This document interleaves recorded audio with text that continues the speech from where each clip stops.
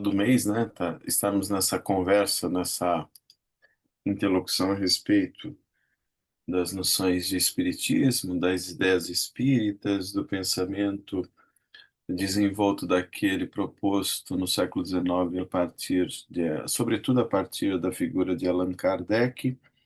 E a ideia sempre é refletir filosoficamente sobre aquilo que está dado, né, de uma maneira central naquilo que o Kardec houvera proposto, naquele contexto, obviamente, da França, que ele tinha em face de si, e ao mesmo tempo entender qual é o posicionamento de nós outros espíritas em face, claro, dos debates que se dão quando se tem a perspectiva do mundo circundante, ou seja, de que maneira nós estamos dando conta da experiência social na pauta, né, desdobrada a partir da reflexão sociopolítica daquele século XIX, do qual Kardec é, óbvio, o seu prestigiado interlocutor. Então, acho que é legal a gente tentar pensar a partir disso e, obviamente, com pauta no texto, com pauta no que o Kardec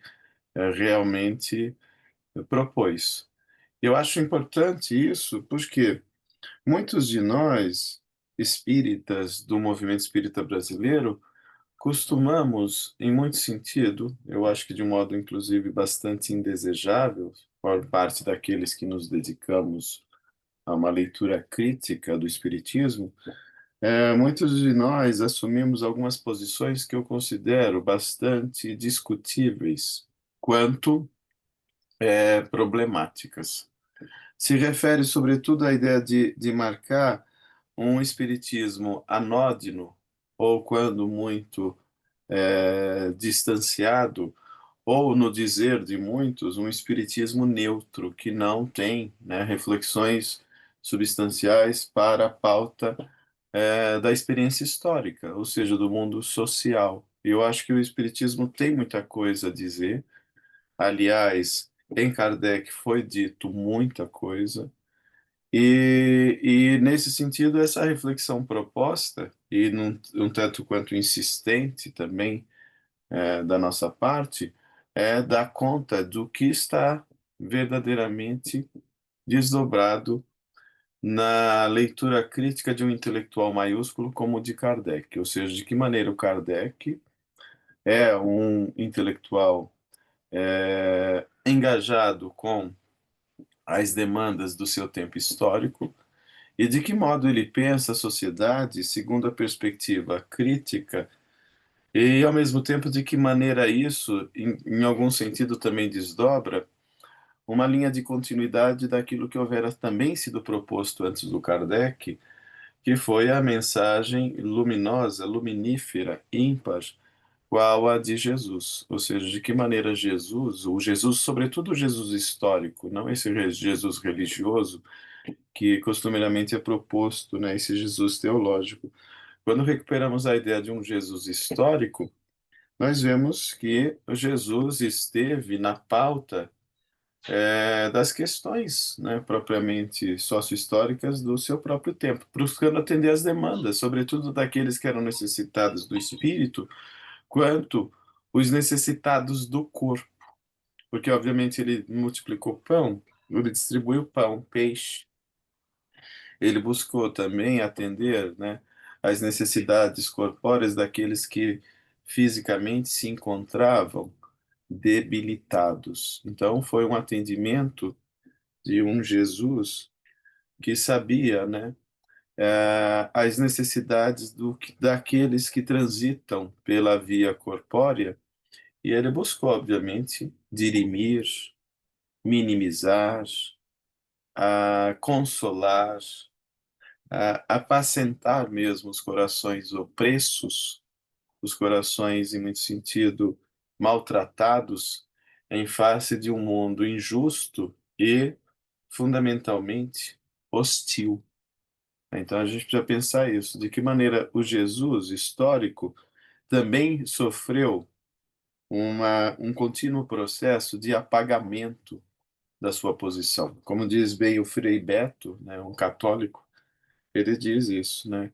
O Jesus a quem eu procuro, o Jesus que eu procuro, ele não morreu de gripe, né? Não foi atropelado por nenhuma biga, ele foi um perseguido, né? Em função dos poderosos que se sentiram, de algum modo, atingidos pela sua palavra cortante e, ao mesmo tempo, incisiva. Uma palavra coerente em função daqueles que se lhe apresentavam assinalados, né, por chagas, tanto morais quanto físicas, em função de um mundo de perseguição, de exclusão, de exploração, de invisibilização, né? Então, ele foi uma voz que se levantou na direção dos necessitados, das minorias, dos doentes, a primeira voz que se levanta naquela tradição longínqua em defesa das mulheres, a mulher perseguida que se lhe apresenta e ele ali se coloca em face dos hipócritas de época e se levanta na direção da defesa dos oprimidos, daqueles que estavam, né, negligenciados em função de um poder público eh, eh, autoritário, uma concepção política de perseguição. E Jesus, obviamente, se postou em face dessa experiência e, não por outro motivo, ele foi, obviamente, perseguido. Jesus era um perseguido político. Essa coisa de ser crucificado, né, é diferente de uma perseguição religiosa. Se fosse só uma perseguição religiosa, seria uma querela judaica e, obviamente, a pena para uma perseguição meramente religiosa seria o apedrejamento. Não, Jesus foi crucificado, né, segundo o talante das leis romanas. Então, o que ele produziu de tão perturbador, de tão marcante, que levantou, né, a, a, a ira dos poderosos de plantão?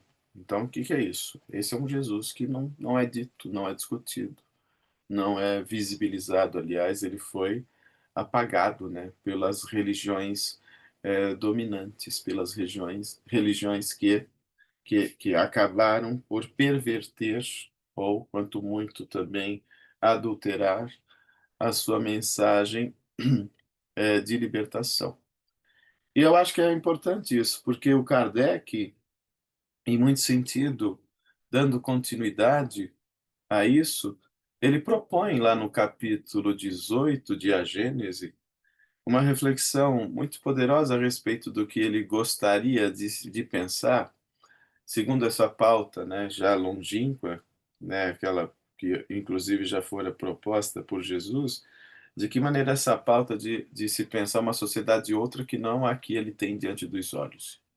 E eu acho que essa pauta ainda é nossa, porque de que modo a gente pode esperar uma sociedade outra diferente dessa que nós temos aqui agora? Eu acho que ela está longe de ser ideal, eu acho que ela está longe de ser justa, eu acho que ela está longe de ser equânime. Então, em face disso, a atualidade do pensamento, tanto daquele proposto por Jesus quanto daquele desdobrado por Kardec no século XIX, nos interessa vivamente. Deveríamos nos dedicar mais a isso, inclusive. Porque esse apagamento acabou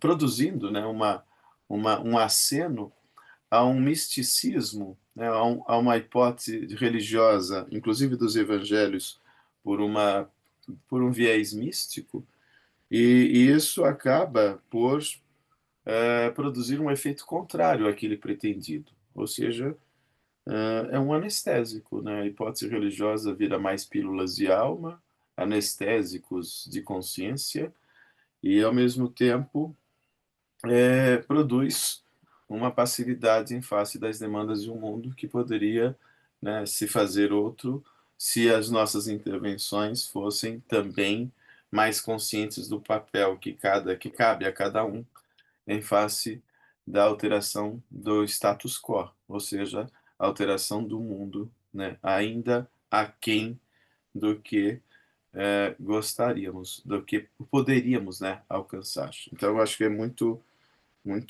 importante e significativo esse tipo de reflexão. Em A Gênese de Allan Kardec, né, eu acho que é legal considerar a temática de uma transformação social. E essa temática da transformação social vista como uma parte mesma integrante do processo evolutivo espiritual que o Kardec enxerga para a humanidade. Ou seja, de que modo a transição planetária pode ser operada, iniciada e estimulada mesmo pela nossa participação no mundo, com vias a se alcançar, né, num espaço de tempo que pode ser mais curto ou mais elastecido, mas um espaço pretendido na direção de uma regeneração moral. Para tanto, o Kardec se vale de aspectos tanto filosóficos, científicos quanto morais, destacando, né, que essas transformações, essas mudanças sociais produziriam o reflexo inevitável de um progresso coletivo dos espíritos. Então, eu acho que é muito importante se entender isso. E que, no geral, né, como eu disse, essa experiência é pouco comentada, visitada, explorada, considerada. É como se nem existisse, inclusive, no movimento espírita, sabe, interlocuções a esse respeito. Então, eu acho que é muito importante a gente tentar pensar, né, o que o Espiritismo em Kardec tem a nos dizer, tem a nos inquietar, nos provocar a respeito dessa sociedade outra, né, tão almejada, tão pretendida por parte de espíritos críticos em face de um mundo aquém. Tudo bem aqui, gente? Vocês estão me ouvindo? Tá tudo certo? Não, às vezes eu fico falando e não sei se está dando. ah, não sei se eu estou sendo claro o possível. Mas é legal a gente tentar entender que o Kardec vai tentar enxergar, fundamentalmente, um outro olhar a respeito das crises sociais, né? Ele vai enxergar as crises de crescimento. O que quer dizer crises de crescimento, né? São situações, no mais das vezes, dolorosas, né? Em que se assinalam conflitos, né? Instabilidades, mas que ainda assim são momentos decisivos, né, indispensáveis, com o propósito de se limar, de se abalar e, ao mesmo tempo, de se alterar as estruturas arcaicas, sobretudo aquelas baseadas ainda, né, no anquilosado modelo de um egoísmo, de um orgulho empedernido, de uma injustiça recorrente. Então, precisamos, a pouco e pouco, ir minando as estruturas arcaicas do egoísmo, do orgulho, da injustiça. E, nesse sentido, a humanidade se transforma, como já se transformou em outras épocas, e a cada transformação, vemos o quê? Novas camadas, novos desafios engendrados pela crise que nos abre a reflexões e nos conclama a intervenções de novos tipos, ou qualificando o nosso sujeito criticamente, politicamente, para intervenção no mundo social. Isso importa e interessa porque a gente entende, né, desde o Livro dos Espíritos, que a finalidade da encarnação, a nossa, o nosso propósito de tomarmos uma vestimenta corpórea é tanto a de alterar o nosso mundo, né, de dentro, numa incursão reflexiva e crítica que produza, né, uma melhoria da nossa qualidade de ser e agir no mundo, mas, ao mesmo tempo, uma via de mão dupla que também deve medir e qualificar o nosso modo de ser na interação com o mundo exterior. Ou seja, eu tenho que me modificar de fora para dentro e de dentro para fora. E essas duas vias são indispensáveis. Para o Kardec é muito importante que nós nos modifiquemos interiormente, quanto participemos ativamente, né, do processo de soerguimento e transformação da paisagem terrestre, onde estamos dados à atuação. Que a vontade de Deus, né, consoante o Pai Nosso, deva se estabelecer tanto no céu quanto na terra. Não é isso que está dito lá na palavra de Jesus? Que a vontade de Deus seja estabelecida tanto no céu quanto na terra. Ou seja, a terra não pode ser negligenciada. Ela não pode estar à margem das nossas atuações em face do mundo. Tudo bem? Porque é exatamente essa modificação que é a que vai viabilizar a promoção do nosso mundo terráqueo, do nosso mundo terreno, a uma outra condição, deixando de ser um mundo de provas e expiações e, por que não, se habilitando ou se investindo da pretensão de alcançarmos um outro mundo, um mundo de regeneração, um mundo de justiça, um mundo de solidariedade e de amor, tudo isso efetivos, né, efetivados mesmo. Então é muito importante a gente entender isso, né? Entender que o mundo vai exigir uma intervenção que viabilize uma nova geração de consciências, e isso está na pauta mesma de uma noção de fraternidade, né? De uma geração dotada de inteligência, dotada de razão, motivada numa inclinação progressiva ao bem, e tudo isso tomado como um horizonte possível, plausível e responsável por consolidar o que as mudanças, né, as estruturas abaladas de um velho mundo que, ainda dominado por preconceitos e egoísmo, possa ceder lugar, né, para uma sociedade outra, agora, né, baseada numa fraternidade efetiva.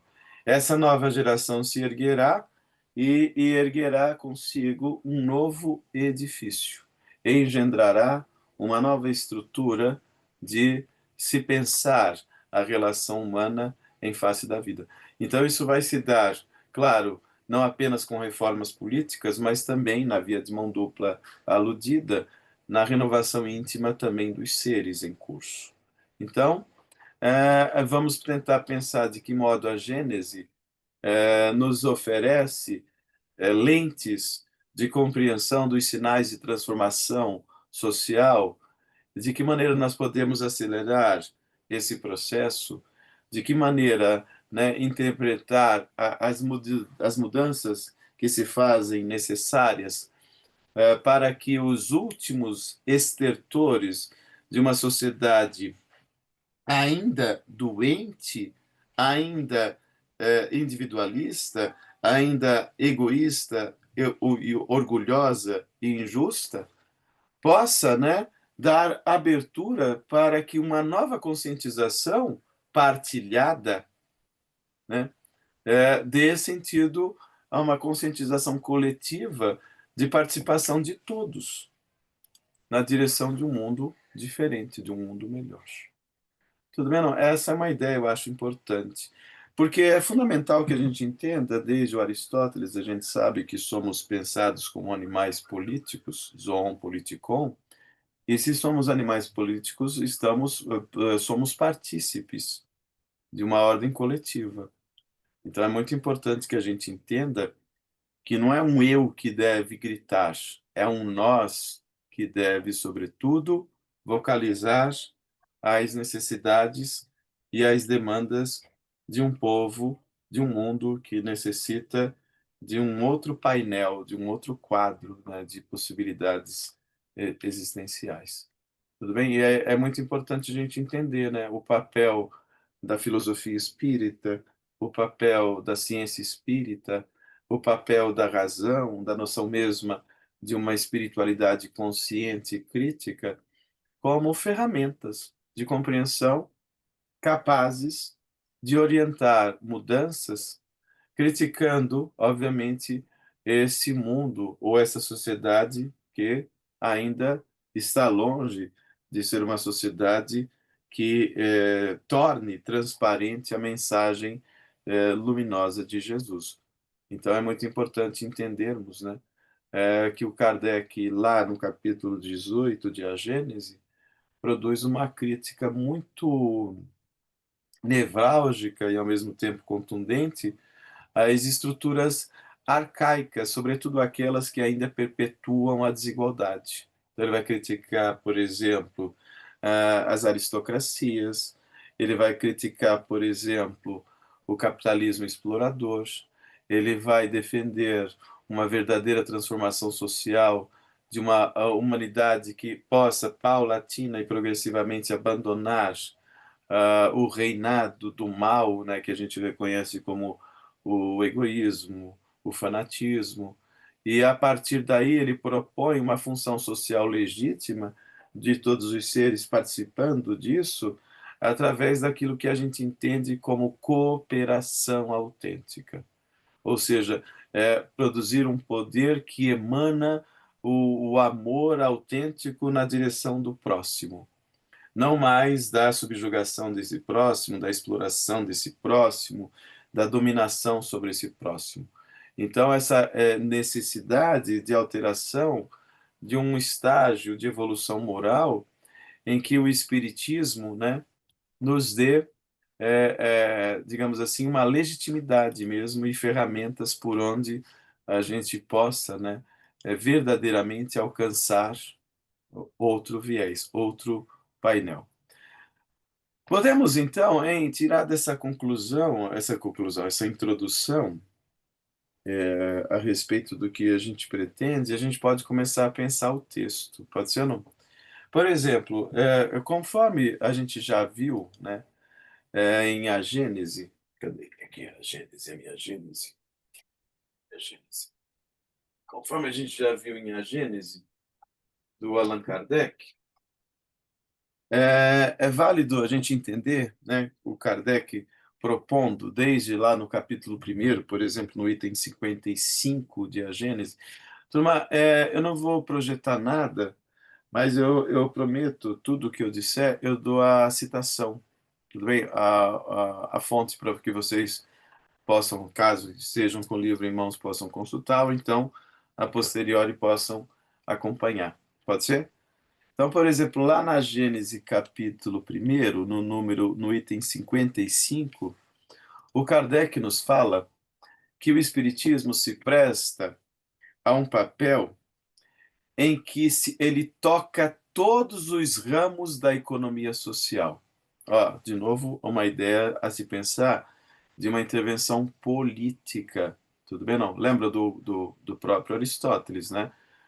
Precisamos, enquanto animais sociais, intervir nas demandas coletivas da polis. Somos seres sociais. Ninguém aqui é um ser isolado ou abstraído da interação com os outros. Então, precisamos considerar: o Espiritismo toca todos os ramos da economia social, diz o Kardec, às quais presta o apoio das suas próprias descobertas. E aí diz: assimilará sempre todas as doutrinas progressivas ou progressistas, depende da tradução, tudo bem, não? De qualquer ordem que seja. Então, o Espiritismo se ocupa de um papel político, já que se vale de pensar, inclusive, o plano da economia social, e se presta, inclusive, aqui num verbo no futuro do presente, ó, assimilará sempre todas as doutrinas progressivas, de qualquer ordem que sejam. Nesse sentido, o Espiritismo está se dizendo neutro, como muitos dizem por aí, né? Porque esses dias eu estava. Eu publiquei um comentário num, num canal de YouTube espírita que falava sobre se o Espiritismo era ou não progressista, e aí eu propus essas reflexões todas lá. E eu lembro que uma moça, muito bem intencionada, diga-se, ela interviu discordando, e eu acho que é muito legal isso enriquece o debate, dizendo não, o Espiritismo não tem nenhum caráter progressista, na verdade é progressivo a palavra, mas o Kardec não está falando de progressivo no sentido de uma evolução natural, ele está falando de política. Então a palavra progressista, acho que o Guilhão Ribeiro é o que usa essa palavra, ela até entra melhor, até cabe mais interessantemente esse processo. Mas, de todo modo, qual é a ideia? Ela defendia a noção de que o Espiritismo, politicamente, é neutro e assim deve se manter. Ao que eu questionei, de onde se tira isso? E ela propôs que está dado desde Kardec. E eu falei, não. Se a gente olhar o texto em Kardec, está muito claro. Não há neutralidade. Aliás, neutralidade é uma ideologia. Né? Quando a gente fala quando eu sou neutro, isso no mínimo é superficial, quando não é, é mentiroso. Ou é imaginário, né? Ou é ingenuidade, ou é má fé, propriamente. Porque não existe neutralidade. Eu não estou aqui extravasando questões que sejam tão somente minhas, sem influências. Eu sou influenciado, o meu lugar de fala ele é pautado pelo horizonte das minhas leituras cultivadas. Então, obviamente, muitos falam comigo, porquanto muitas vozes me influenciaram nessas leituras de que me sirvo. Obviamente, o texto de Kardec é uma influência que, para mim, comparece na minha mentalidade como uma influência importante, uma influência decisiva. Claro que eu não estou aqui também para abonar tudo e qualquer coisa que o Kardec proponha, porque eu não leio Kardec como Bíblia, eu não leio Kardec como profeta, eu não leio Kardec como auctoritas mística, eu leio como um pensador que merece o meu apreço, né, de atenção, e eu posso, inclusive, discordar dele. Devo, inclusive, quando for o caso. É claro, não. Por exemplo, eu tenho uma discordância do Kardec. O Kardec, às vezes, eu acho que naquele próprio século XIX, ele, em função, né, da interação que ele teve com os espíritos, ele se investiu de um otimismo excessivo.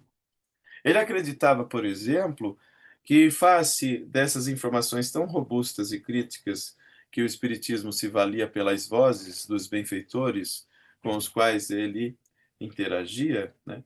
Ele acreditava que as pessoas tendo acesso a essas informações luminosas vindas desses benfeitores, o estágio de mudança da alteração e do painel do planeta, das mentalidades, seria um processo muito rápido de alteração, né, do estado de consciências.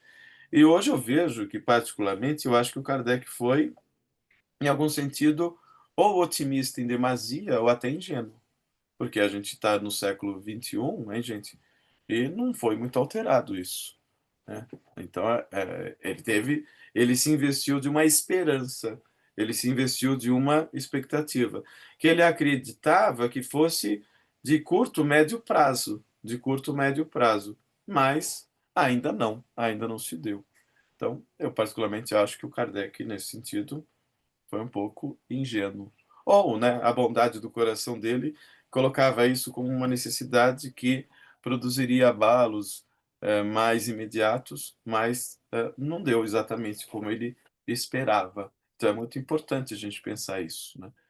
Agora, os frutos, né, diz o Kardec, agora no item 62 da Gênese, capítulo 1, que o homem deve retirar dela, ou seja, do Espiritismo, não são, dela aqui é da doutrina espírita, não são somente para a vida futura.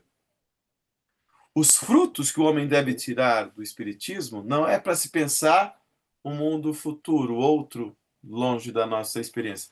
Ele, né, os gozará sobre a terra pela transformação que essas novas crenças devem necessariamente operar sobre o caráter. Então ele está pensando que as transformações precisam se dar no mundo nosso, propriamente mais imediato. Ele está pensando em transformação da terra, ele não está pensando no mundo futuro, no reino dos céus, numa promessa longínqua. Ele está dizendo que o Espiritismo produz abalos que tendem a alterar os horizontes da própria vida terrena. Então ele os gozará sobre a terra, pela transformação que essas novas crenças devem necessariamente operar sobre o seu caráter, seus gostos, suas tendências e, por consequência, sobre os hábitos e as relações sociais. Olha o que o Kardec está dizendo. Não? O Espiritismo vai alterar a experiência da vida social na Terra. Percebe isso, não? Se ele tem a expectativa de o Espiritismo alterar o quadro social da Terra, transformando esse ambiente, o nome disso é produção, intervenção, né, política. Só é possível se alterar o quadro social da Terra pelo papel político que possamos assumir e exercer. Então, o Espiritismo não é neutro, ele assume uma posição, ele tem um objetivo, ele se investe de uma finalidade de alteração do quadro social, tá claro não? Então, os hábitos e as relações sociais, diz-nos o Kardec, vão ser, por consequência, alterados pela transformação, né, que o Espiritismo tende a produzir enquanto reflexão, pondo fim ao reino do egoísmo, do orgulho e da incredulidade. Elas preparam o do bem, que é o reino de Deus anunciado pelo Cristo. Então é muito importante se entender isso. Tá claro isso ou não? O Kardec tende a refletir que o papel que se espera de um movimento de libertação de consciências quanto o movimento espírita é o de uma transformação de mentalidades, é uma transformação de consciências, uma transformação de hábitos e relações sociais, tá certo? E aí ele diz, inclusive, numa via evolutiva mais elastecida, mais amplificada, ele diz que com a reencarnação, agora no item 36, 37, ainda do capítulo 1 de A Gênese, ele diz: com a reencarnação caem os preconceitos de raças e de castas. Ó, com a reencarnação caem os preconceitos de raças e de castas. Ele está propondo, né, uma intervenção política, avesso a preconceito de qualquer ordem. Caem os preconceitos de raças e de castas, contra a injustiça da servidão e da escravidão. Isso é neutro ou é uma intervenção política? Contra a sujeição da mulher à lei do mais forte. No mundo patriarcal, machista do século XIX, ele quer colocar a mulher num outro patamar de equivalência, não mais de sujeição a esse mundo machista, que era aquele da época dele. Então, contra a sujeição da mulher à lei do mais forte. Não há nenhum argumento que prime em lógica, aí é o apelo à razão, sobre o fato material da reencarnação. Então, ele vai propor que a reencarnação se funda, né, sobre uma lei da natureza que desdobra um princípio de uma fraternidade que ele chama de fraternidade universal. Então, a reencarnação funda-se sobre uma lei da natureza, o princípio da fraternidade universal. A reencarnação, continua ele, funda sobre a mesma lei o da igualdade de direitos sociais. Opa! Vamos grifar isso aqui. Tudo bem? Uma igualdade dos direitos sociais. O Espiritismo, em Kardec, propõe a difusão de ideias que primam por uma sociedade justa, por uma igualdade de direitos sociais. E, consequentemente, o da liberdade. Tudo bem? Não. Então, temos a lei da igualdade de direitos sociais e, né, a lei da liberdade. Tirai o homem, tirai ao homem o espírito livre, independente, sobrevivente à matéria, e fazeis dele uma máquina organizada, sem objetivo, sem responsabilidade, sem outro freio que a lei civil e bom para explorar como um animal inteligente. Então, o Kardec aqui está combatendo e condenando, com lógica, o caráter de exploração de um sobre o outro, de um ser humano sobre o outro. Então, esse discurso aqui não é neutro, não é um discurso esterilizado do ponto de vista da atuação do ser humano em face do seu mundo social. É o que o Kardec está propondo. Então ele vai propor isso. Precisamos, portanto, aqui ele tem um caráter, né, mais esperançoso, como eu disse. Ele vai dizer lá no capítulo 18, lá no item primeiro, o texto se chama Os Tempos São Chegados, os tempos são chegados. E lá nesse capítulo, o Kardec diz o que, fundamentalmente? Ele diz lá eh, os sinais dos tempos, né? Então ele diz lá, os tempos marcados por Deus são chegados, dizem-nos de todas as partes, em que grandes acontecimentos vão se cumprir para a regeneração da humanidade.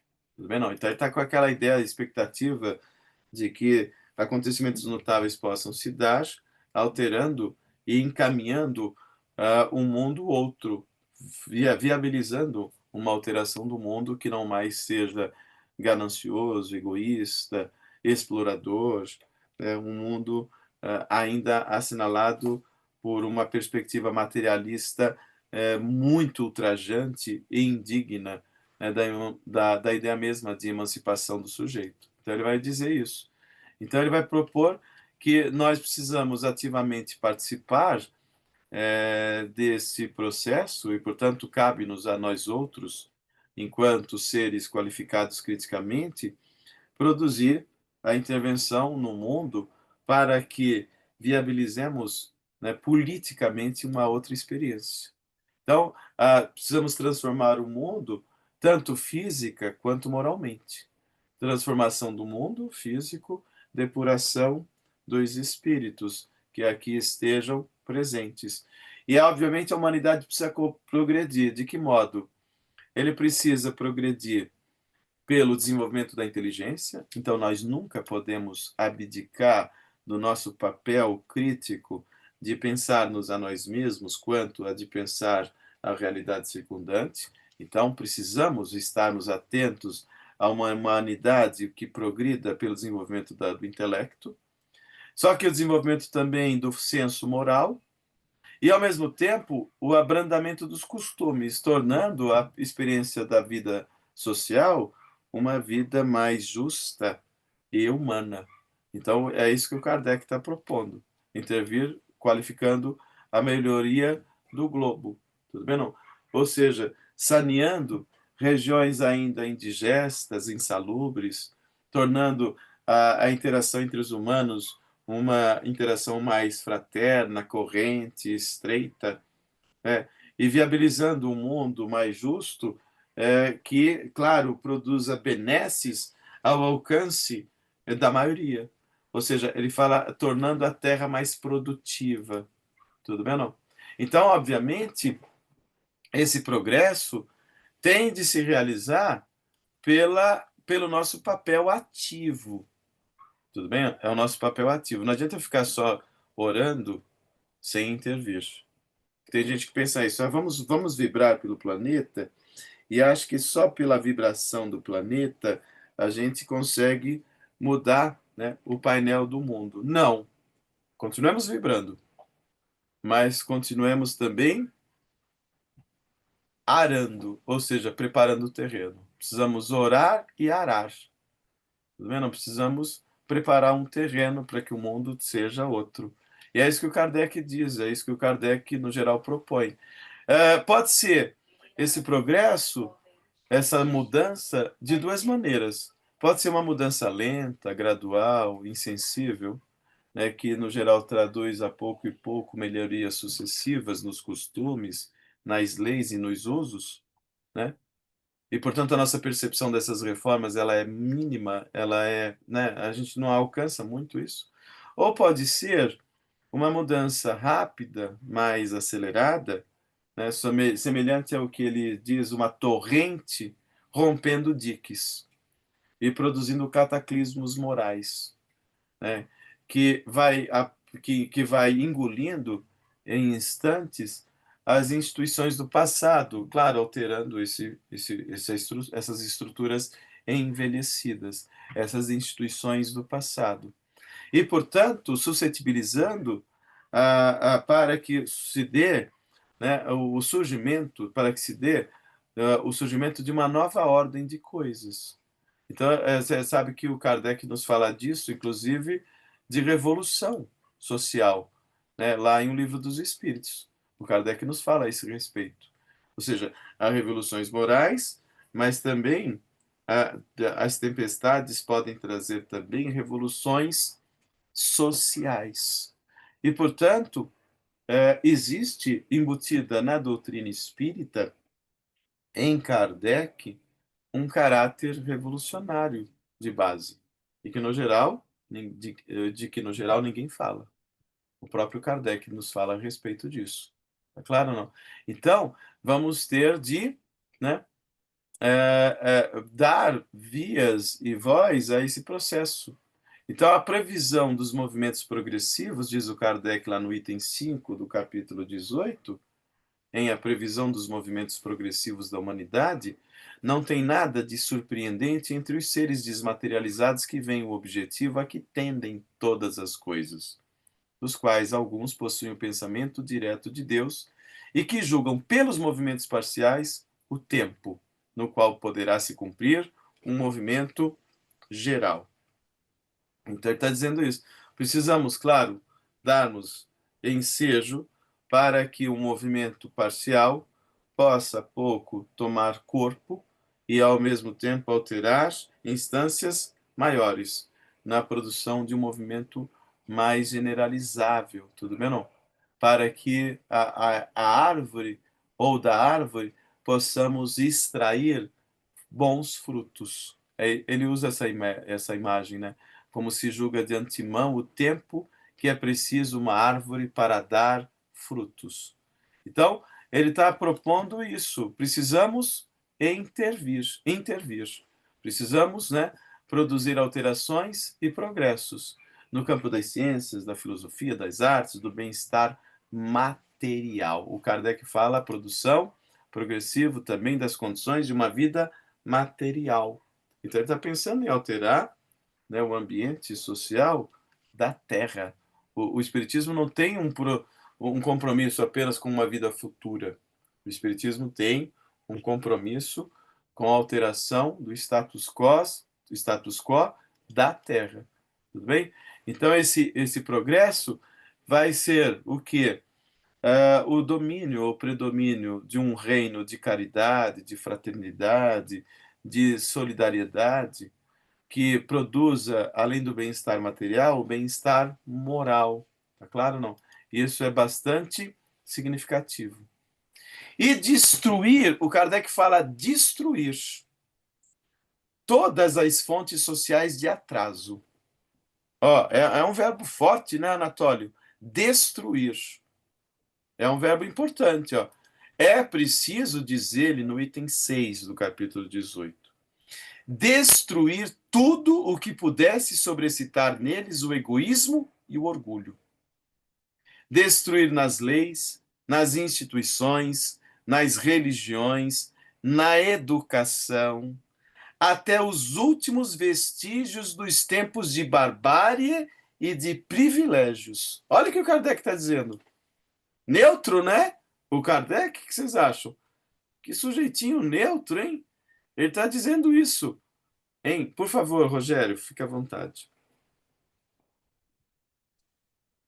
Obrigado. Estimado, estimadíssimo, na verdade, professor Carlos Simões. Você pode fazer uma correlação bem direta, se não for agora, se você for desdobrar, você já fala e passa para frente. Mas, se possível, uma correlação direta da ideia de doutrina progressista ou progressiva, a depender da tradução, porque a gente ouve muitos argumentos, você está desenhando isso para nós, né? Até aqui você desenhou, para mim, pelo menos, essa ideia do que seja. Mas está em confronto direto com o que se apresenta quando se tem esses argumentos aí, de modo geral, divergentes, né? Do que você está falando, do que seja o progressista no sentido da doutrina. Aí vem um monte de ideias enxertadas com este argumento. Você poderia fazer essa correlação? O que que é, o que que não é? A gente vive num mundo, né, o Rogério, que, no geral, ela é um mundo que criou historicamente condições de rejeição, de recusa de uma mentalidade que altere o status quo. Em função de uma ordem dominante conservadora, de uma ordem dominante excludente, de uma ordem dominante em que a pauta do egoísmo, do individualismo se sobrepõe aos interesses coletivos, e isso acabou criando uma espécie de esterilização do pensamento crítico que está dado em Allan Kardec. Como eu disse anteriormente, essa conversa ou esses textos de Kardec raramente aparecem em palestras espíritas, né? Ninguém fala disso, né? Como se não existisse propriamente. Então, essa invisibilização de uma posição crítica, né, que o Kardec defende em face do mundo, eu acho que é um projeto que é próprio de uma pauta religiosa igrejeira de que o Herculano Pires tanto bem falava, né? Tão bem falava, que é uma ideia de produção de uma base mística religiosa que lembra muito aquilo que sintomaticamente o Marx havia dito, como a religião como anestésico, né? Como ópio mesmo. Então, essa ideia de anestesia, de um caráter, de uma inconformidade com o mundo de injustiças. A gente vê a injustiça e a gente não se vê agitado ou incomodado por ela. Então, esse anestésico de almas faz com que essa conversa místico-religiosa ela crie muito mais um signo de atraso pelo caráter alienante de que se reveste. Então, a gente vê, inclusive, no próprio movimento espírita, nas religiões em geral, isso é mais gritante, mas também se é perceptível no movimento espírita, inclusive pelas vozes de muitas pessoas de destaque no nosso meio que produzem falas, no geral, né, passivas, alienantes, e que são anestesiantes mesmo dessa consciência de que o Kardec não se faz voz, o Kardec é avesso a isso. Então, eu acho que é muito interessante isso. Essa postura místico-religiosa que tende a jogar para um futuro um reino de justiça, sabe? Como se fosse a ideia de, aguardemos um outro mundo, né? E nós nos tornamos como que anestesiados ou negligentes do nosso próprio mundo, por onde estamos dados a atuar. Então, essa é uma ideia que eu acho que ela é importante, né? E que, no geral, não está sendo proposta nas nossas casas espíritas. Então, eu acho isso muito sério. Então, o que o NEF faz aqui, quando dá abertura para que a gente dê voz a Kardec naquilo que ele disse mesmo, né? E trazer esses textos que, no geral, estão encerrados nas estantes e quase que inviabilizados mesmo. Ou seja, a gente não pode falar.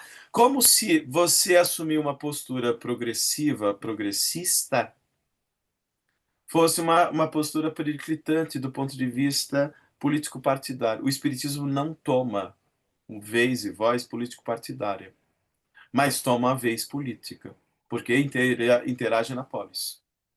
Então, vocês nunca vão me ver aqui propondo a defesa da persona XYZ do partido X, porque não é o propósito do Espiritismo fazer, né, aqui uma campanha político-partidária de quem quer que seja. Mas é importante se entender o papel político da experiência espírita. E é isso que o Kardec está dizendo nesses textos citados. É isso que o Kardec está dizendo. Tudo bem? Não. Então, a gente aqui não vai fazer proselitismo político do partido X ou do partido Y. Não é o nosso caso. Mas nós temos uma posição a respeito das questões e demandas do nosso próprio tempo. E precisamos dar vez e voz a esses posicionamentos. Sabe? Então, o espiritismo não é neutro, conforme eu disse aquela amiga que interagiu comigo. Ela diz: não, o espiritismo é neutro nas questões políticas. Eu disse: não pode ser. Em Kardec não existe essa neutralidade. Aliás, há um posicionamento muito claro a esse respeito. Percebe? Ok. E se ainda for viável, comentar, né, dentro do tema, dos vieses que são apresentados, né, pelos palestrantes, pelo movimento espírita, na cultura espírita, utilizando do argumento, né, sobre o guarda-chuva do progressismo. Tem como passar por aí também? Eu não entendi o que você quis dizer. Repete, por favor. Com o argumento de que a doutrina é progressista, vão se apresentando uma série de vieses, de ideologias Hum. que vão desconstruindo esse conceito, que é o conceito de Kardec que você está dando, e aí, né, sobre esse guarda-chuva vão se colocando lá uma série de vieses, de ideologias. Eu acho que, criticamente, a gente precisa se debruçar em atenção para tudo que é dito, tanto de um lado quanto de outro. A gente precisa ter aquela coisa do crivo da razão, de se debruçar sobre essas diferentes matérias e colocar tudo sob teste.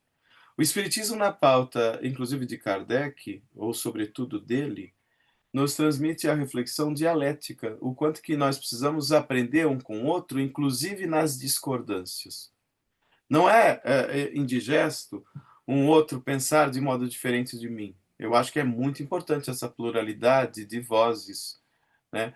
Mas é importante que a gente coloque na mesa por quais argumentos os nossos posicionamentos são referendados, para que a gente, colocando sob o prisma da razão, possa testificar a resistência dessa chave argumentativa, ou desses vieses argumentativos. Então é legal ouvir todo mundo. Eu acho que é importante. Eu não sou avesso a se tirar a voz daquele que é discordante do meu pensamento. Eu quero ouvi-lo, eu vou aprender com ele. Mesmo porque a inteligência fora do meu pressuposto. O outro pode dizer coisas até bem mais interessantes do que eu possa dizer. Então eu quero aprender, a gente precisa interagir. Essa interlocução é saudável. Aliás, nos próprios diálogos socrático-platônicos, aquelas interlocuções do Sócrates, estabelecida com aqueles que dele discordavam, dá uma riqueza de matéria que eu acho formidável. Então, para nós, interessa. Então, eu não posso dizer, olha, porque você é conservador, você não pode dizer nada. Não, eu quero saber o porquê do seu conservadorismo. O porquê você resiste a uma transformação social do mundo, eu quero entender os seus motivos. Qual é o seu pressuposto? Isso tem base no Espiritismo em Kardec? Não. Então, de onde você tira isso? Porque tem muita gente, Rogério, que não tira isso de Kardec, porque não está lá, esse conservadorismo. Kardec não é conservador, mas quer defender o seu conservadorismo com base como se kardecista fosse essa ideia. E eu acho que aí é problemático, porque o Kardec pode pensar diferente de mim, mas eu preciso dar vez e voz ao que ele pensa, para que eu possa entender, comparar e, ao mesmo tempo, achar se aquilo pode ser pertinente ao que a minha razão, né, exige, ou eu posso simplesmente dispensá-lo, com todo o respeito que o Kardec me mereça. Eu posso rejeitar muita coisa que ele possa dizer, e é plausível que isso deva acontecer, inclusive. Percebe ou não? Mas é aquela coisa, é a leitura que às vezes fazem distorcidas mesmo. Quando não, essa distorção se dá por ingenuidade, ela pode, aí é triste, ela se dá por má fé. Então, aí eu acho que é muito perigoso. E é esse o cuidado que eu preciso ter, e eu não sei se eu consigo o tempo inteiro, mas eu tento, eu juro para vocês que eu tento, de tentar pensar o que o Kardec disse, tentar pensar o que o Kardec disse, sem poluir muito o que ele pensou, com os meus vieses. Claro que eu tenho viés, mas eu quero tentar dar vez e voz ao Kardec sem que eu necessariamente produza distorções muito sérias nisso. Isso quer dizer que eu posso produzir distorção no que o Kardec disse? Posso. E até às vezes produzo, em função do meu viés particular. Mas a ideia é guardar o cuidado e a precaução para que ele fale, mesmo que a gente possa, inclusive, discordar dele. Essa é a minha Perfeito, preocupação, obrigado. né? Obrigado. Porque aí a gente consegue fazer a distinção do pensamento do Carlos e do pensamento do Kardec. Os dois interessam. Porque o Kardec é movido pela razão, eu também me pauto e tento me pautar pela razão. Então, eu sou um espírito. Porque tem muita gente que faz essa carteirada. Você já ouviu essa carteirada, né? Quem é você para falar isso? Ué, eu sou um espírito, né? Eu sou um espírito dotado de princípio inteligente, então a razão participa da minha inerência de consciência, e, portanto, eu posso dizer o que eu quiser, e o outro pode medir o que eu disse por um juízo crítico para recusar, inclusive, muita coisa. Nenhum problema de recusa. Eu acho que é importante que isso aconteça. Mas quem sou eu? Eu sou um espírito que pensa, como o outro também pensa. Sabe ou não? Então eu acho que é legal. Eu não gosto dessa conversa. Quem é você para dizer isso?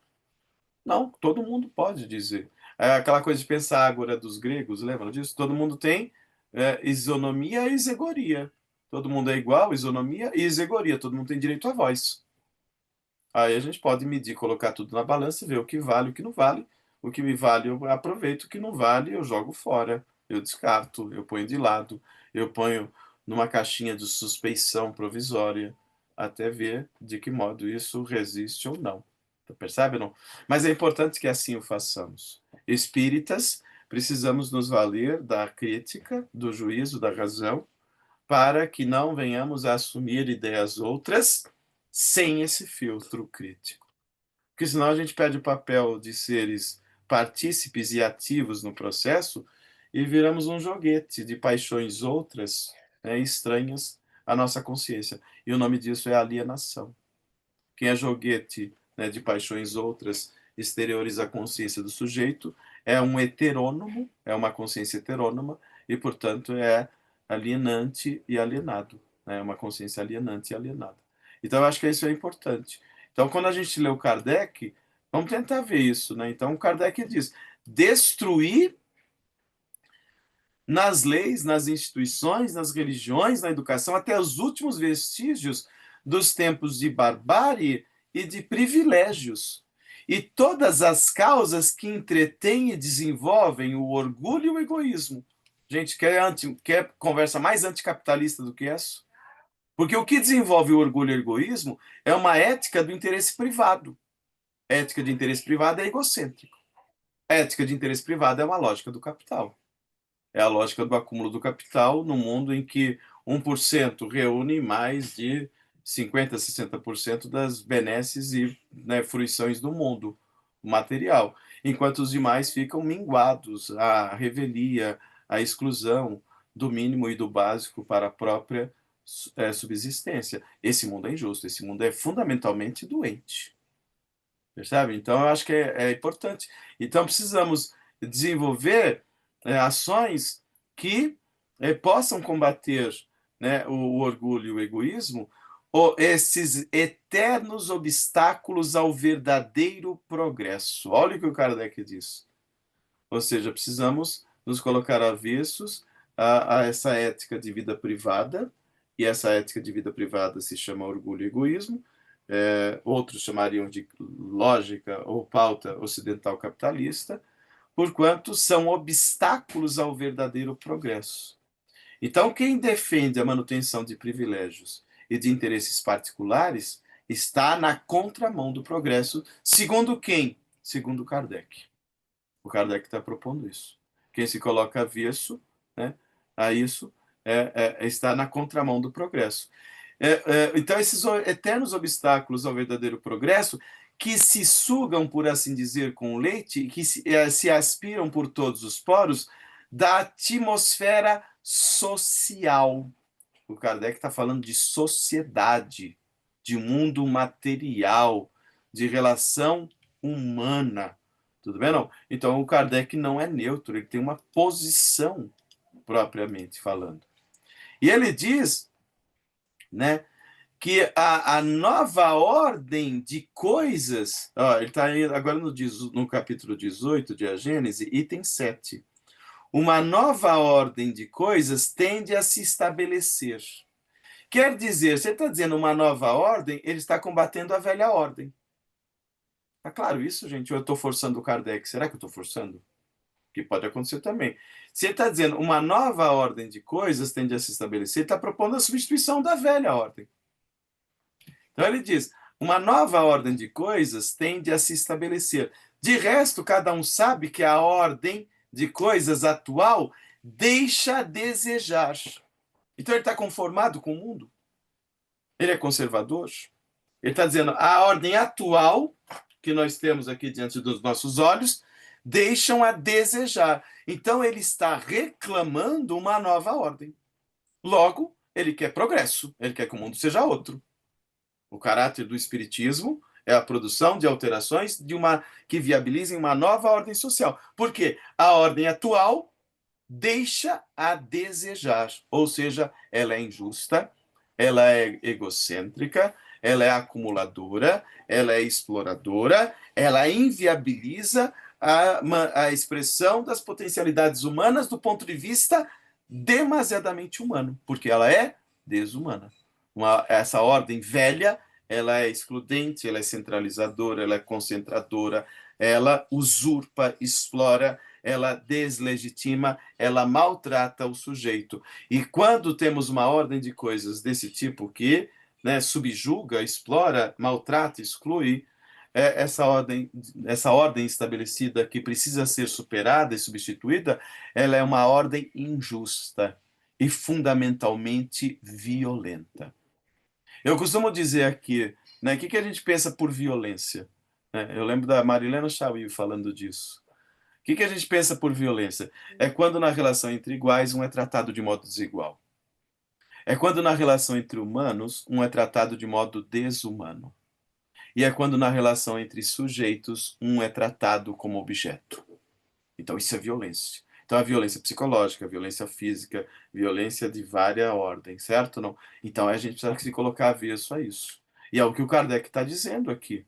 Espero não estar adulterando Kardec com o meu viés, mas parece-nos que é isso que ele está propondo mesmo. Pode ser, não?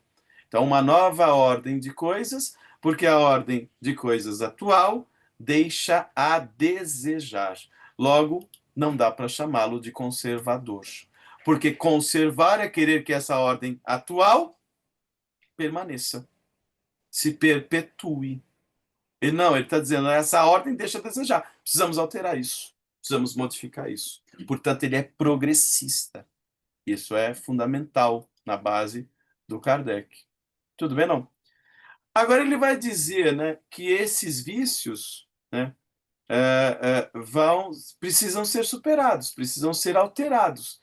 Precisamos realmente produzir uma predisposição para que essas ideias progressistas habilitem o contexto para secundarem um movimento regenerador. Então, ó, temos de estar, né, para essa ideia de progresso, precisamos estar predispostos a assimilar todas as ideias progressivas, diz o Kardec, ou progressista, depende da. Tudo bem? Assimilar todas essas ideias progressivas ou progressistas e aptos a secundarem o movimento regenerador. Então, é o que o Kardec está dizendo, basicamente. É isso. Tudo bem, não?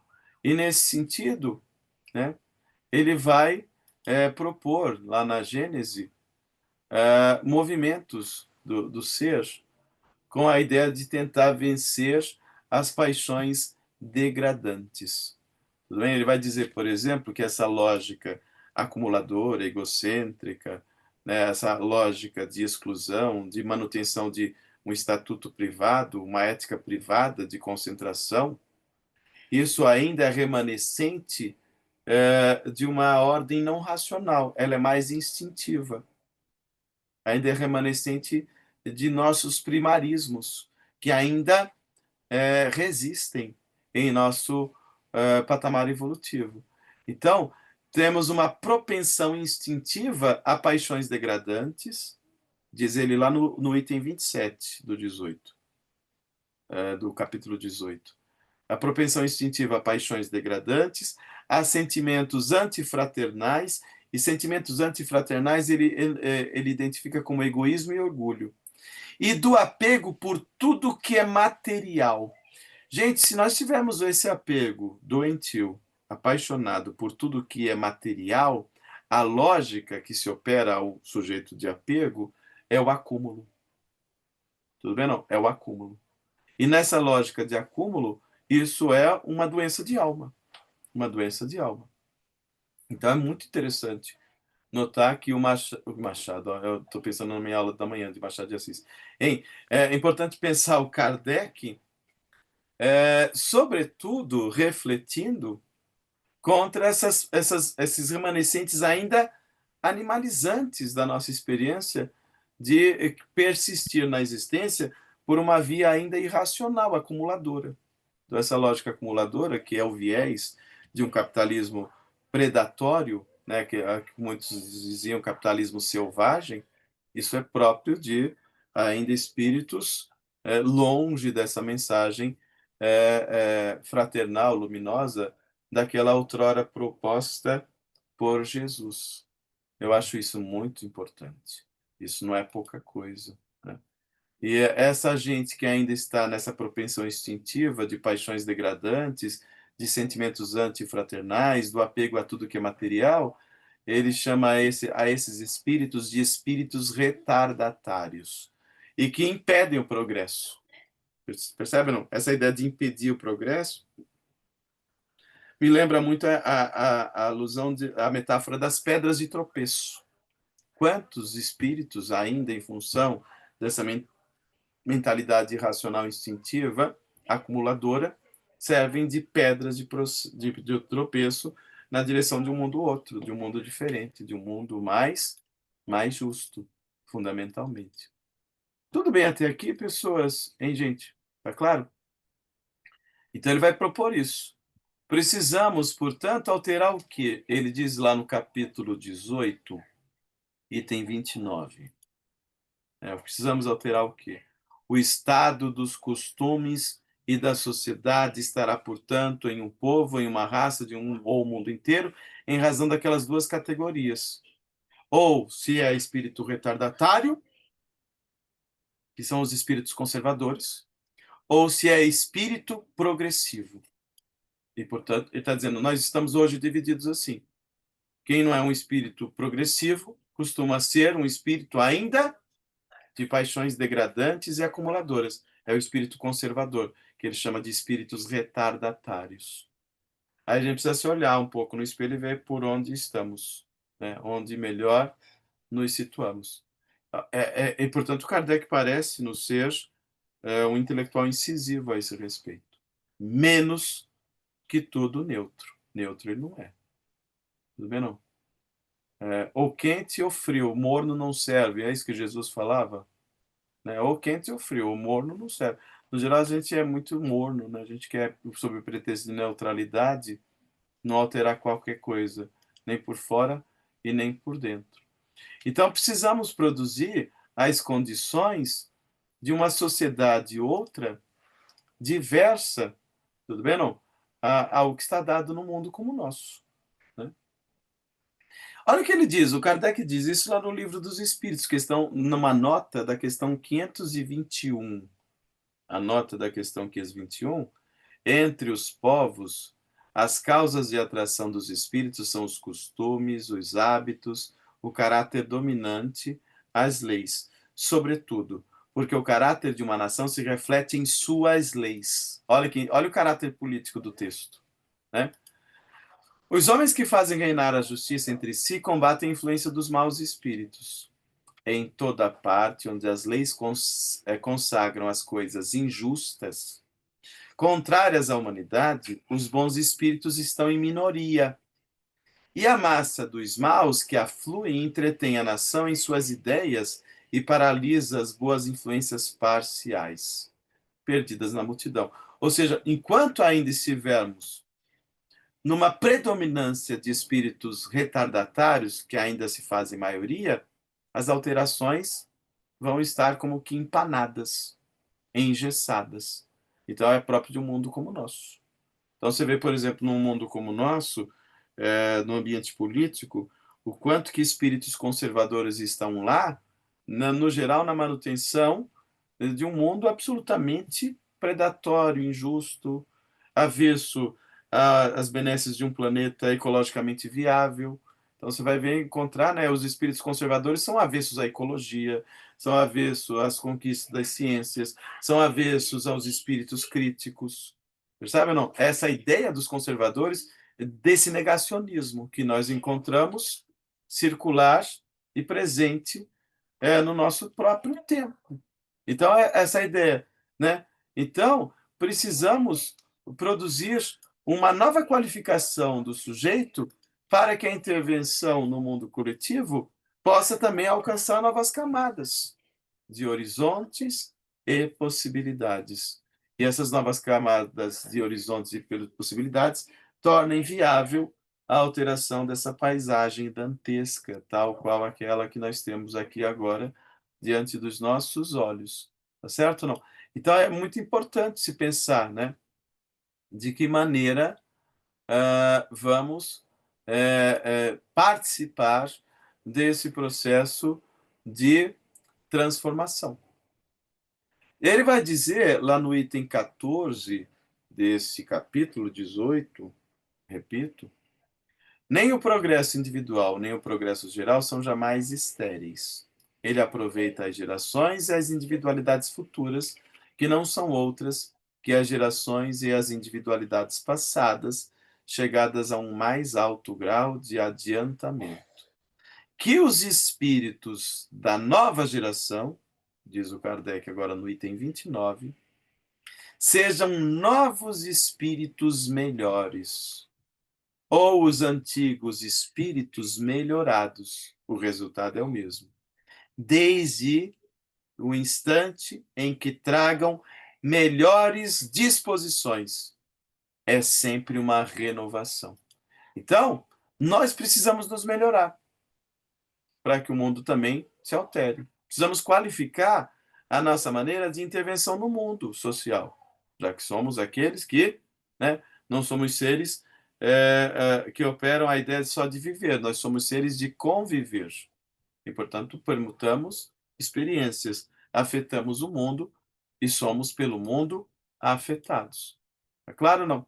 Então, essa regeneração da humanidade precisa promover esses novos espíritos para que possamos produzir instituições mais fortalecidas em proveito do bem-estar de todos. Daí é bonito Kardec, lá no item 14, refletindo sobre a solidariedade. Daí, diz ele, a solidariedade de todos por cada um, e de cada um por todos. Lembra que eu havia dito que é de mão dupla? De todos por cada um, e de cada um por todos. Não adianta só uma reforma íntima e deixar o mundo seguir a revelia. Que eu vejo muito espírita falando isso. Sob o pretexto de falar reforma íntima, ele se descola do mundo. Ele só se preocupa com a sua evolução individual, particular, privada, egocêntrica. Não, é de todos para cada um e de cada um para todos. O Kardec está propondo uma via de mão dupla. Então, ó, de solidariedade de todos por cada um e de cada um por todos. Daí também a fraternidade. Os homens viverão felizes sobre a terra. Atenção, ó, não é promessa para outro mundo, não. Viver felizes onde? Sobre a terra, para que a vontade de Deus seja feita tanto na terra quanto no céu. Mas é na terra aqui que o Kardec está falando, ó. É intervenção política. Felizes sobre a terra. Senão, quando esses dois sentimentos entrarem em seus corações e em seus costumes, pois então a eles conformarão suas leis e suas instituições. Ou seja, quando as instituições estiverem sendo validadas sob as bases de uma solidariedade e de uma fraternidade efetivas. É isso que o Kardec está dizendo. Tudo bem, não? Do sentimento da fraternidade, diz ele, nasce o da reciprocidade. A ideia de reciprocidade na fraternidade é justiça, né, gente? O modo como eu afeto o outro e o outro me afeta. Essa relação é uma relação social sob o nome de justiça. Então, do sentimento da fraternidade nasce o da reciprocidade e dos deveres sociais de homem a homem, de povo a povo, de raça a raça.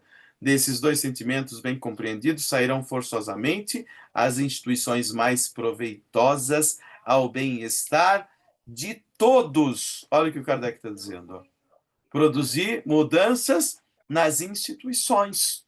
Produzir mudanças nas instituições a benefício e proveito de todos. É a universalização, não é mais um discurso de privilégio.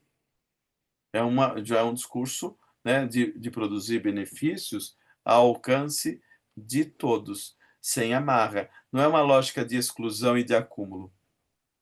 É uma lógica de inclusão e de partilha.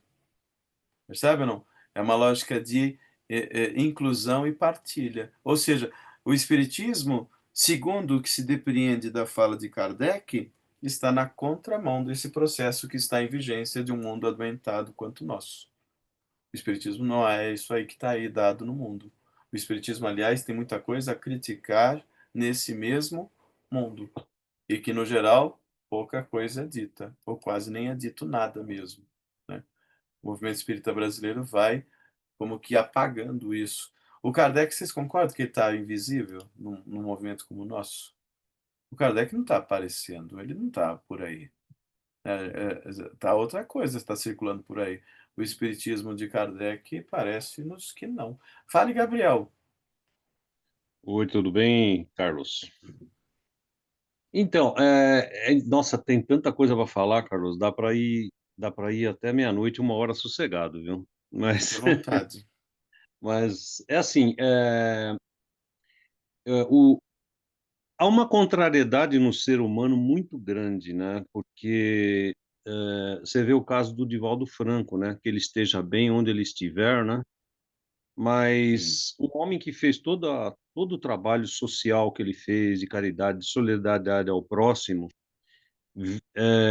por uma inconsciência política, eu não sei, por favorecimento, alguma coisa, é, apoia um candidato político que é a favor da tortura, é a favor do armamento da sociedade, aplaude a misoginia, a perseguição a transexuais, né?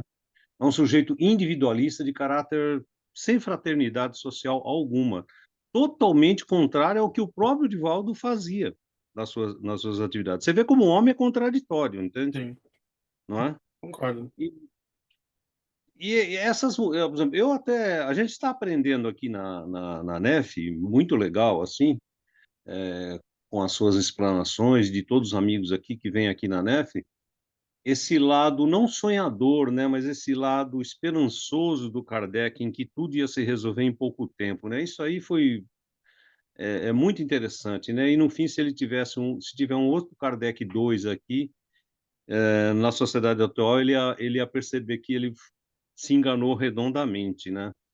Porque hoje as mudanças para que visa a melhoria social, coletiva, política, esbarram em poderes estabelecidos, né? Ainda hoje, no ano 2025, né? Se algum espírita vier com um discurso de mudança progressista, e é o que a gente deve fazer, e que resulte em produção positiva para a sociedade, ele vai esbarrar nesses poderes onde o mandante desse poder vai dizer assim: não me interessa o que você está propondo, eu quero assim. Esse é o momento que a gente está vivendo, né? Então, quer dizer, para mudar essa ética imoral, né, egoísta, onde hoje o amor é o Deus dinheiro, é o lucro exagerado, é um processo, é um microprocesso, né, dos espíritos. Não vai acontecer isso daí de novo, não vai acontecer isso como aquela esperança que o Kardec tinha no começo, e nós não podemos ter isso. Mas é um processo contínuo, né?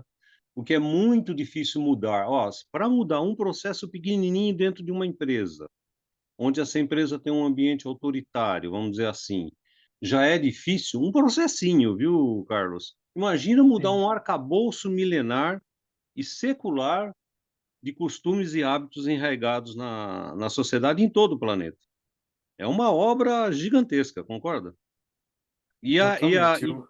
e, e dentro da contrariedade do ser humano, né? Eu pratico bem, eu faço bem para todo mundo, eu, Bill Gates, faço projetos sociais, colaboro, e de fato colabora mesmo, mas tem um resultado, ele é diferente de outros capitalistas, né? Vamos dizer assim, do mundo financeiro, por exemplo, mas tem esse viés capitalista, tem esse viés do lucro no futuro, é uma realidade muito difícil mesmo, né?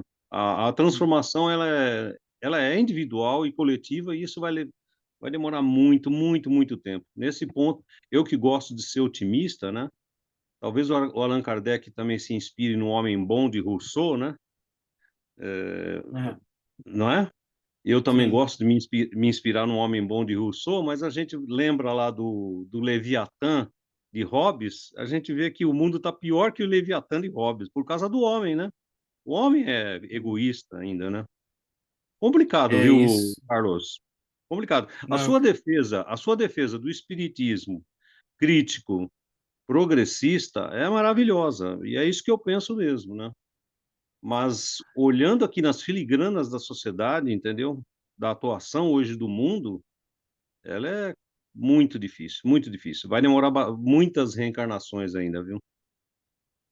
olha, Gabriel, o que você diz, eu tendo a, a concordar. Ou seja, eu não tenho muito. Eu lamento, claro que isso vai se dar um longuíssimo prazo, mas eu tendo a concordar com o que você diz. Você não tem nenhum reparo o que você propôs, eu acho que você foi muito claro e feliz nas suas colocações.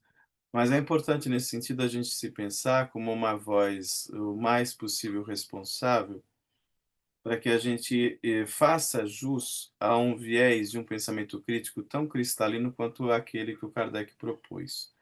Então, quando a gente vê, né, como você mesmo citou, vozes proeminentes do movimento espírita brasileiro, exatamente propondo o avesso do que o Kardec disse, né? Então, o caso do seu exemplo é muito significativo. Claro, isso é próprio de um ser humano, que é contraditório, como todos nós, né, trazemos consigo as nossas contradições, e é muito interessante, ou seja, como é que em nome de uma doutrina tão libertadora podem se levantar vozes tão reacionárias, tão avessas a essa Verdade, criticidade verdade. proposta em Kardec. Então, por exemplo, é muito interessante, e a contradição que você propõe é verdadeira.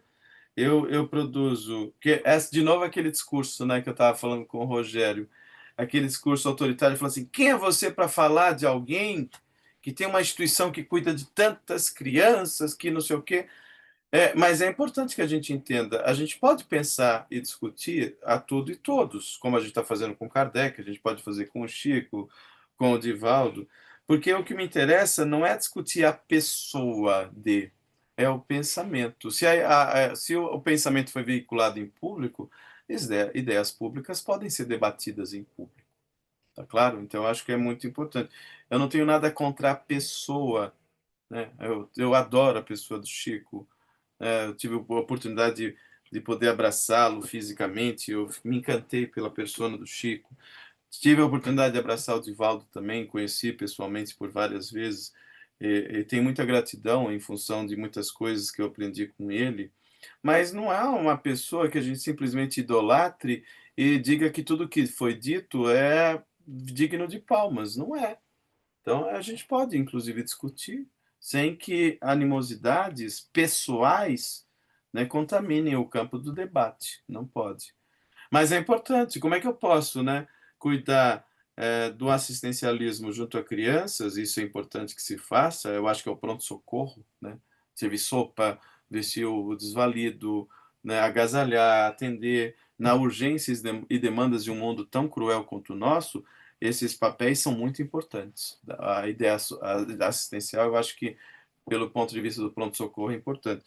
Mas se eu não alterar a estrutura social, sabe, de um modo macro, eu estou enxugando gelo. Então eu não vou parar de atender pobre. Por quê? Porque eu não mudei a raiz, que é a pobreza. A gente precisa combater a raiz. Então a gente faz votos de que um dia não haja pobres, não haja pobreza, para que não haja fila de sopa em centro espírita. Esse é o nosso sonho.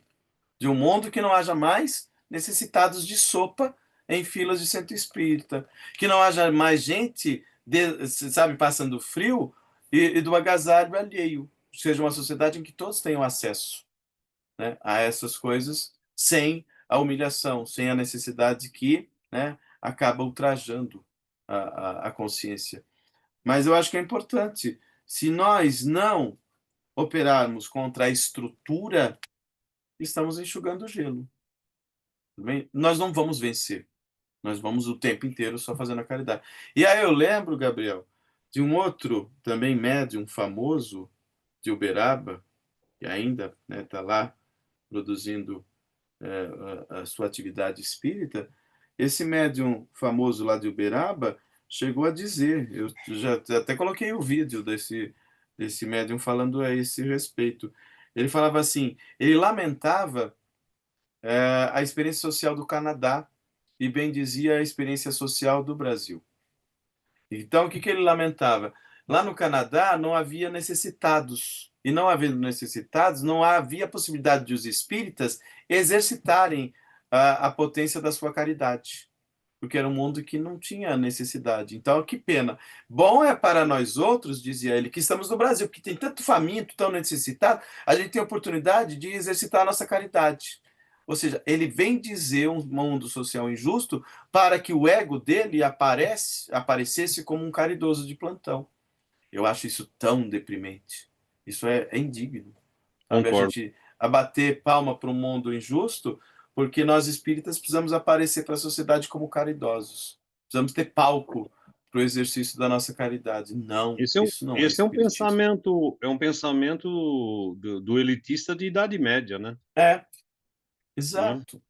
Então é de se lamentar Tipo esse assim, tipo de coisa. precisa ter pobreza para eu ser o coronel do pedaço, sabe? Exato. É para que eu possa aparecer com a minha caridade. Se não tiver pobreza, como é que eu vou aparecer? Sabe? É tão triste ouvir essas coisas.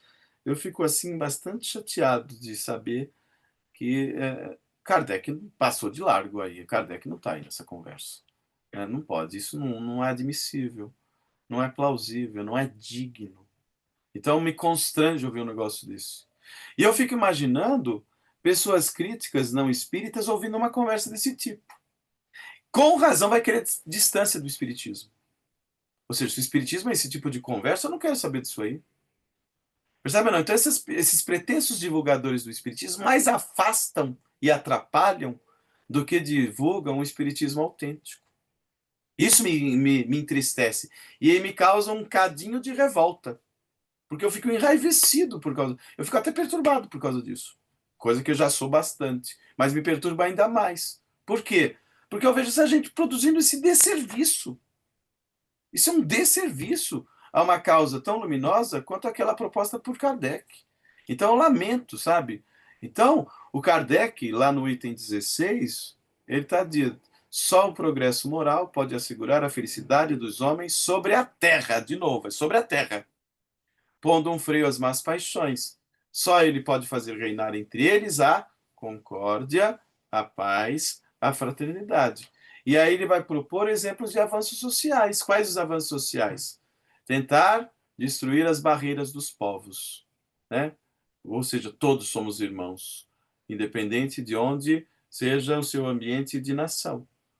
Destruir as barreiras dos povos, todos somos irmãos.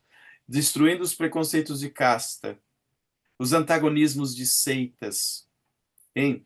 Os homens se olhando uns aos outros como irmãos, diz o Kardec, se entreajudando e não vivendo às expensas uns dos outros, ou seja, no mundo sem exploração. Olha o que o Kardec dizendo, pessoas que não vivam às expensas uns dos outros. Então o Kardec está diretamente falando contra a exploração do homem pelo outro homem, do ser humano, né, sendo lobo do seu próximo. Então, olha que lógica luminosa o Kardec ao propor isso. Gente, pelo horário, claro, não vou poder continuar porque já estamos no nosso momento Teletubbies, que chegou aquela hora de dar tchau, não é assim que diziam os Teletubbies? Então, o que que eu posso dizer? Eu posso dizer que eu cheguei à metade do percurso. Ó, dentre os vários trechos que eu selecionei lá de A Gênese, eu tô. Metade não. Eu tô no trecho 14. Eu teria 36 para dizer para vocês. Ó, eu tô no trecho 14. Eu teria 36. Então, não consegui dar conta nem da metade. Eliane, eu tô com vergonha, porque eu não consegui ir muito. Fique não, mês que É, vem você termina. eu só fiz 14 dos 36 projetados. Então, eu achei que eu falei Vamos demais. fazer igual a Netflix. Vamos fazer Não é? episódio. Vamos É. fazer. Eu estou fazendo episódio também, cara. Não, eu vou ter que fazer isso depois. Depois a gente pode abrir uma outra vez para a gente dar continuidade a isso. Não é bom? Mas olha quanta coisa o Kardec teria mais a nos trazer. Então é muita coisa. Então é isso, gente, que a gente possa refletir um pouco mais sobre o que o Kardec diz, mais do que a gente propriamente diz. Claro que todo mundo interessa falar, mas em nome do Espiritismo, eu acho que ele continua sendo uma voz potente, Sim. mesmo que negligenciada por muitos, mesmo que vilipendiado por tantos, mesmo que invisibilizados por tantos outros. É uma pena que o Kardec esteja tão ausente do espiritismo brasileiro. Então a gente está muito nessa idolatria de palestrantes espíritas, em que o Kardec foi pro limbo, né? Tá longe, o Kardec está ali, né, de lado, escanteado. Então é isso. Breno, obrigado mesmo pela generosidade. Obrigado, Rogério, Marisa, Anatólio, Kátia, Rubens, Regina Célia, Ana Cristina, Jaque, Iara, e quem mais? Sidney, Tereza, Miriam, Gabriel, quem mais? Faltou aqui, ó, esqueci o nome da nossa amiga do Xiaomi aqui, ó, 2208 também, ó, isso. Dá um tchauzinho para isso. Eu não posso esquecer de ninguém. Obrigado mesmo. Eu fico tão feliz de, uma vez por mês, encontrá-los todos aqui para essa nossa conversa e espero não ter atrapalhado tanto. Eu acho que se o pensamento do Kardec pôde falar mais alto, eu me dou por satisfeito e espero não Todos ter nós. atrapalhado muito esse pensamento. A ideia é traduzi-lo aqui da melhor maneira possível, mas, não obstante, né, as minhas insuficiências, a minha precariedade, o meu ainda o meu limite, né, em função do Kardec. Mas a gente chega lá, a gente é teimoso. Ô, Carlos, O você pessimismo esqueceu. diz, água mole em pedra dura, tanto bate até que a gente desiste, né? Não, Mas jamais. a gente é perseverante, a gente tem uma coisa chamada teimosia. Falou, Carlos. Brigadão, Carlos. Obrigado de vocês, coração, gente. tá bom? Obrigado de coração. Beijo, beijo a Hasta la todos. vista, até. Obrigado a Beijo a todos. todos. Boa noite, boa Valeu. semana. Boa noite. Para Boa nós, noite obrigado. a todos. Forte Boa noite. abraço. Obrigado. Para todos, abraço, Tchau, tchau. até. Abraço, Carlos.